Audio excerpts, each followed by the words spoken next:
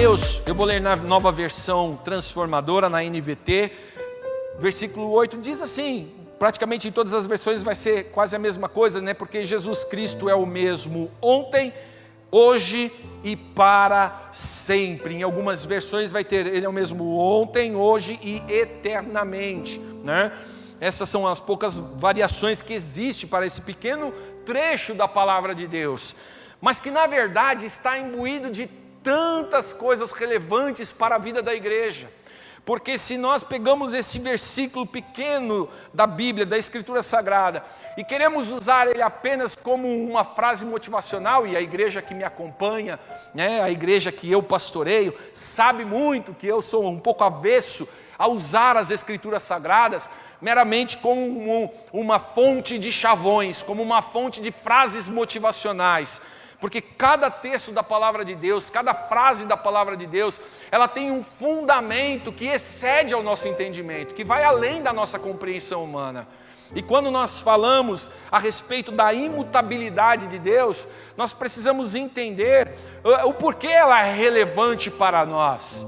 Por que ela é importante para nós, né? Que somos temporais, que temos um dia do nosso nascimento e teremos já um dia teremos o dia da nossa morte, temos um prazo de validade estabelecido pela constituição humana que temos, que é falível, corruptível e imortal.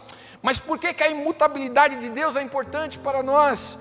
Nós vemos que a imutabilidade de Deus é um dos atributos de Deus, como está escrito em Tiago, capítulo 1, versículo 17, que diz assim: toda boa dádiva e todo dom perfeito vem do alto, descendo do Pai das luzes, em quem não há mudança e nem sombra de variação. A imutabilidade de Deus faz parte deste atributo de Deus que é santo, perfeito, bondoso, grande em misericórdia, cheio de amor, e Ele não tem pretensão de mudar isto. Ele não tem como mudar isto, porque isto faz parte da sua essência. Isto é algo que Ele é, como a irmã Magda disse aqui no início. Ele é o eu sou, Ele é assim. E nós só compreenderemos esta essência de Deus quando um dia, em um corpo glorificado, podemos vê-lo face a face. Lá em Apocalipse, capítulo 1, versículo 17, diz que um dia todo olho o verá. Esse Jesus que é poderoso, esse Jesus que é eterno, esse Jesus que é maravilhoso, né? E que nós pregamos este Deus aqui nesta igreja, dizendo de que este Deus é o Deus que nos amou, mesmo sendo nós pecadores, e que nunca vai mudar isto. É este Deus que um dia nós o veremos com os nossos olhos, e por causa do seu grande amor, iremos ter um corpo transformado, um corpo glorificado, o nosso entendimento será ampliado, aberto, e então poderemos compreender esta imutabilidade de Deus. Poderemos entender o porquê que é importante entender que este Deus era, que este Deus é e que este Deus será eternamente. Porque no início de todas as coisas, se tem uma das coisas que o diabo sempre fez e faz desde o início, é querer colocar em xeque-mate Deus e sua condição, Deus e seus atributos, Deus e suas qualidades. Mas quando nós compreendemos que este Deus não tem como mudar, este Deus não tem como ser alterado, porque Ele é o grande eu sou, então por causa disso, a sua imutabilidade torna-se algo importante para nós. Por causa da imutabilidade de Deus, é que temos segurança e podemos ter esperança. Have hope, tenha esperança. Por que tenha esperança? Porque estamos declarando nas nossas cestas have hope, tenha esperança. Porque o fundamento da esperança da qual estamos pregando não está baseado simplesmente na inspiração que veio para a pastora Magda. Nós não estamos apenas declarando tenha esperança de uma forma evasiva, porque a âncora desta declaração forte que estamos fazendo nas sextas-feiras aqui neste lugar, tenha esperança, a âncora disto está no nosso Deus. Está naquele que não tem como ser diferente do que Ele é. Olha o que está escrito em Malaquias capítulo 3, versículo 6, diz assim: eu sou o Senhor e não mudo, por isso vocês aqui ele fala para os descendentes de Jacó, que nós somos também, ainda não foram destruídos. É por causa disto, desta minha imutabilidade, é que eu não deixo que vocês sejam destruídos. Olha a importância, porque isso nos dá esperança, isso nos dá segurança. Quando você começar na sua caminhada, entender a imutabilidade de Deus, entender a grandeza desse Deus, que desde o início de todas as coisas, e antes mesmo do início de todas as coisas, já era Deus, já era grandioso, já era poderoso. Quando você começar a se ancorar nisso, quando você começar a se firmar nisso, e isto só é possível através de uma experiência vivida com a palavra, quando você começar a se ancorar nisso, então você vai começar a ter esperança, você vai conseguir começar a ter segurança. Lembro-me daquele lindo hino que cantávamos da harpa cristã, que dizia: que segurança, sou de Jesus, aleluia, e já desfruto o gozo na luz. Essa é a segurança que nós buscamos.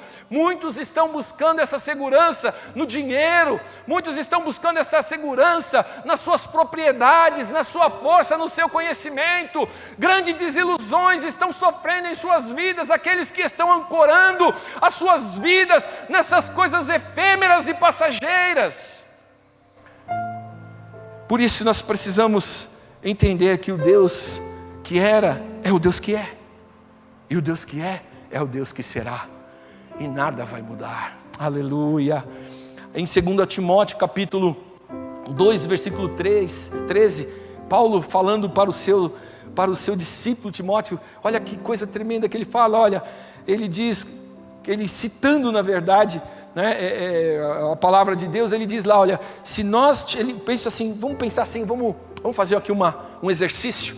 Paulo está conversando com Timóteo. Quem era Paulo? Quem era Timóteo? Paulo, o grande apóstolo do Senhor. Timóteo, aquele rapaz, aquele jovem rapaz, que Paulo, orientado pelo Espírito Santo, enxergou naquele rapaz e falou: este será um daqueles que irá continuar o meu trabalho quando eu for, irá continuar o trabalho da igreja de Jesus Cristo na terra. Olha que coisa tremenda, e olha o que ele fala lá no 2 Timóteo capítulo 2, versículo 13, ele diz: olha, Timóteo, se nós formos infiéis, ele permanece fiel, porque ele não pode negar-se a si mesmo, aleluia. E aqui está a essência da minha mensagem nesta noite, porque, como eu sempre disse no início, mais do que uma frase de impacto, a imutabilidade de Deus, ela é algo que precisa estar gerada na vida da igreja, ela é algo que precisa ser presente e real na vida da igreja. A imutabilidade de Deus só fará diferença na vida da nossa sociedade quando ela começar a ser uma realidade também na vida da igreja. Mas pastor, o que você está falando? Que loucura é essa que você está falando? Então quer dizer, pastor, que a igreja é e é de vir também? É mais ou menos isso, né? Porque nós ao dizermos que Deus não muda, ao chegarmos a esta definição, Deus não muda, nós temos que correr o risco tem aqui duas condições importantes a serem consideradas. A primeira dela, por Deus não mudar, nós podemos talvez desfrutar de grande conforto e segurança, pois é a prova de que a sua confiança está depositada sobre aquele que é inalterável, inabalável. Sua graça salvífica não está sujeita a variação, seu propósito redentivo não pode ser alterado. É por isso que essa frase, para nós da igreja, para todo aquele que crê em Jesus, pode nos trazer esse conforto, porque não vai mudar. Como nós vimos Paulo dizendo a Timóteo, se nós formos infiel, ele continua sendo fiel, porque ele não vai mudar o seu propósito, o seu plano para conosco. Mas tem um outro lado dessa moeda, porque por ser imutável, nós também temos que entender que isto, a sua imutabilidade, também pode ser um grande sinal de alerta para nós, pois é a prova que todos aqueles que andarem em incredulidade não poderão escapar do derramamento da ira de Deus no dia do juízo. Deus não mudará quanto à manifestação da sua justiça na punição do pecado. E aqui está um alerta, porque quando nós dissemos que Deus não muda, nós precisamos entender que nós teremos que ter uma vida na qual nós iremos buscar constantemente a nos enquadrarmos cada vez mais dentro de uma condição que nos colocará à disposição de um Deus que quer fazer uma obra, de um Deus que tem um propósito através da sua igreja e com a sua igreja. Um Deus que olha para nós e não apenas nos vê como espectador do seu plano eterno, da sua majestade e da sua glória. Ao contrário do que muitos querem pintar nos seus quadros, mostrando Deus como um ser separado de todo o resto do universo, com um cetro duro e pesado de justiça. Não é assim que Deus fez. Desde a criação de todas as coisas, Deus criou tudo e disse para o homem, compartilhou com o homem a condição de dar nome, de ter conhecimento, de ter domínio, de fazer todas as coisas de uma forma plena e perfeita, porque Deus viu que isto era bom. E agora nós vamos vivendo a nossa vida e vamos esquecendo que Deus não vai mudar o seu propósito. E muitas vezes falhamos porque nós mudamos os nossos propósitos. Nós mudamos o nosso propósito como crente, nós mudamos o nosso propósito como pastor, nós mudamos o nosso propósito como família, nós mudamos os nossos propósitos o tempo todo. Valores estão sendo perdidos diariamente na vida pessoal, na vida familiar, na vida da igreja. E nós pensamos que Deus vai acompanhar a nossa onda. Mas esqueçam, Deus não muda. Deus não muda. Ele era o mesmo ontem, Ele é hoje e Ele será eternamente. Deus não vai entrar na tua balada. Deus não vai entrar na conversa fiada do mundo. Por isso é muito importante nós entendermos que nós precisamos ter a referência deste verso, deste texto bíblico, que aqui em Hebreus 13:8, na verdade está fazendo uma alusão do Deus Filho, Jesus Cristo, porque ele começa dizendo Jesus Cristo, ou em algumas outras versões, ele disse o Senhor, é o mesmo ontem, Jesus Cristo é o mesmo ontem, mas ao mesmo tempo ele vai nos arremeter para o texto de Malaquias, que é onde fala a respeito de Deus o Pai, dizendo, Deus o Pai não muda, e aqui ele está dizendo, Deus o Filho não muda, e ele vai dizer também, que Deus Espírito Santo não vai mudar, e isto faz com que nós precisamos entender que o contexto da afirmação da imutabilidade de Deus, pelo autor aqui do livro de Hebreus, ela se dá nesse ambiente de uma igreja inconstante. Aqui, o autor de Hebreus, ele está falando com uma igreja que estava esquecendo, esse caso é tão específico ao longo do mês. Vocês vão ver algumas pessoas que irão ministrar sobre alguns temas, como por exemplo, Deus Emanuel, que é o Deus conosco.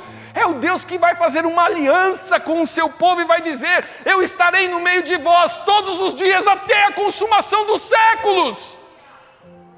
E ele não vai mudar isso. Mas o autor de Hebreus está tratando com uma igreja que estava mudando o principal dos mandamentos do seu mestre Jesus Cristo. E a carta aos Hebreus, ela vem justamente tratar desta área tão importante que é a comunhão, que é a vida da igreja, a vida comum da igreja. Se você ler o capítulo 13 do livro de Hebreus, você vai ver que o autor ele vem cobrando daquela comunidade, ele vem cobrando os cuidados e os zelos de uns para com os outros.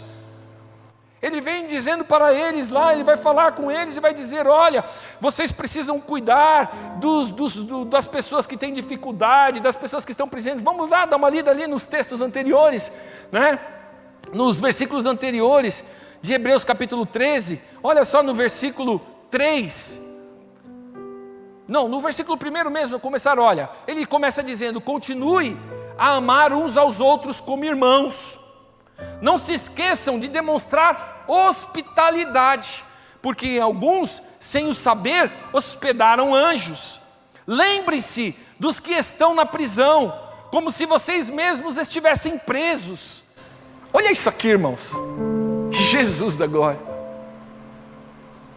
quantas vezes nós pensamos nas pessoas que estão presas E nós muitas vezes falamos, merece estar preso. É um corrupto, é um bandido, é um ladrão, merece estar na cadeia.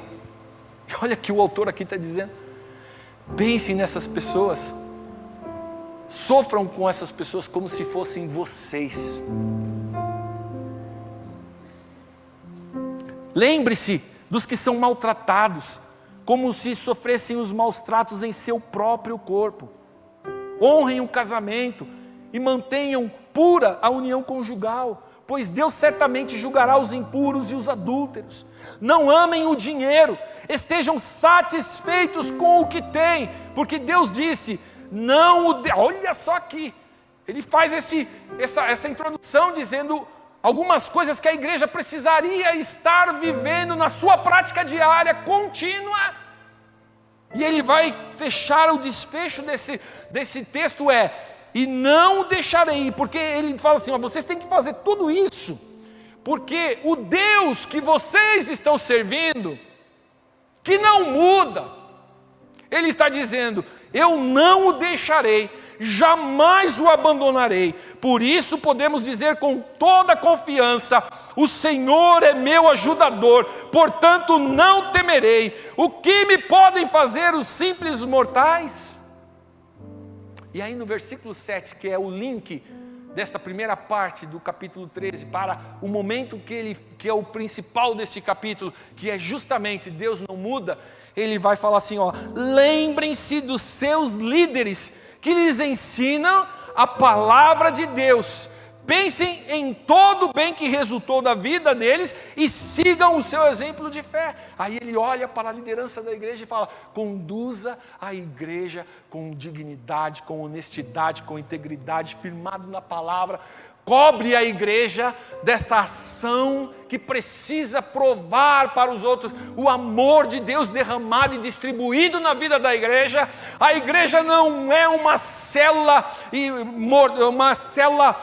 inativa, nós não somos apenas espectadores de um culto, participantes de um culto, nós somos o corpo vivo de Cristo Jesus, aquele que se entregou na cruz do Calvário, com ele subimos na cruz, com ele descemos à sepultura e com ele ressuscitamos para a vida eterna, dentro da missão e do propósito de Deus, para que desta forma, através de nós, eles possam dizer, Deus não muda, Deus não muda. Como é que você tem se relacionado com o mundo lá fora, como um cristão fiel, portador da palavra salvífica, transformadora e restauradora do Evangelho? As pessoas olham para você e um dia você é um, outro dia você é outro. Ao declarar com a sua boca que o Deus a quem você serve não muda, essa característica precisa estar sendo tarimbada na sua vida, precisa estar sendo construída na sua vida. A Bíblia nos diz que a palavra de um crente deve ser sim, sim, ou não, não. É isto que fará com que o mundo enxergue este Deus imutável, porque o mundo está cegado. Os olhos, o entendimento, os ouvidos daqueles que estão perplexos pelas belezas deste mundo, eles não conseguem enxergar este Deus que não muda. Mas nós precisamos mostrar. E eu encerro falando uma última coisa dessa comunidade de Hebreus. Essa comunidade era uma comunidade nova, estava aprendendo a conviver como cristãos. Eles estavam começando a caminhada deles. E eles, nos seus grandes desafios, eles precisavam compreender o que o autor de Hebreus estava pregando, falando para eles. Porque muitas pessoas estão ouvindo tudo do Evangelho, menos quem é o Evangelho. Ouvem no Evangelho que no Evangelho há suprimento para as suas necessidades, que no Evangelho há paz para as suas vidas, que no Evangelho há milagre, que no Evangelho há cura, ouvem tudo do Evangelho, mas esquecem o que é a essência do Evangelho. E a essência do Evangelho, das boas novas que nós precisamos anunciar, é justamente deste Deus que ontem, estava lá no Filho, que aqui o pregador de Hebreus está dizendo, que este Deus aqui que eu estou falando para vocês que não muda, Jesus Cristo, Ele é o Filho que estava na criação com o Pai, é o Deus de ontem. Ele é o Filho Jesus que agora está assentado à direita de Deus o Pai, não mais na cruz, mas ressurreto, sentado à destra de Deus o Pai. É esse Jesus que nós pregamos hoje. E Ele é aquele que será eternamente, porque um dia a trombeta vai soar, e todo olho verá a igreja ser chamada pelo seu Senhor, a noiva sendo chamada pelo seu noivo, aleluia! Todo olho verá, esse é o Deus da eternidade, que nos chamará para perto de si, e para a eternidade vivermos com Ele. E esta é a essência do Evangelho que pregamos. Mas por que, pastor, então, precisamos ter esta postura de sermos fiéis, de sermos íntegros, de sermos honestos, de atendermos a necessidade de vivermos este Evangelho integral? Porque somente desta forma os homens verão em nós o amor de Deus. E aí nós entramos para alinhar um pouquinho o nosso coração duro e carnal com o coração de Deus. Porque Deus amou o mundo de tal maneira que deu seu Filho unigênito, para que todo aquele que nele crer não pereça, mas tenha a vida eterna. Pense comigo. Jesus fez tudo para alcançar a sua vida. Será que não vale você se esforçar para alcançar a vida de alguém? É esse alinhamento com a palavra que nós precisamos ter, para então podermos declarar com autoridade: Jesus Cristo é aquele que era, Jesus Cristo é aquele que é, Jesus Cristo é aquele que há de vir, e não há sombra de variações. Aquele que me amou, me conquistou, me salvou, me transformou, aleluia, e me levará para os céus. Quero orar com você neste momento e pedir que Deus comece a alinhar as nossas vidas com os propósitos dEle.